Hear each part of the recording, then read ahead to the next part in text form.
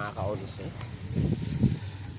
At kanina pa pumunta din sa birthday ng anak ng kaibigan ko eh. Tapos nagpahinga muna ako. Late na ako noong oras na. Time check ko. 4:40 ko na, mga ka-11. Malasing na yung mga tao doon. Ako lang hindi. Buhay na buhay. Okay yun para madali tayo makauwi. Tapos tag ba dito? Makapag-sharon tayo dito. Sana meron pang tira. Dito mga ka-11. Dito yun, diba? Ganda ng place nila. Lakad ka lang. Mamaya lasing ka na. Ang ganda lugar dito mga ka-11, diba? Order daw sila ng video okay. Inukulit ako ng kaibigan ko kasi papakantayin daw ako kasi maganda daw yung boses ko. Char.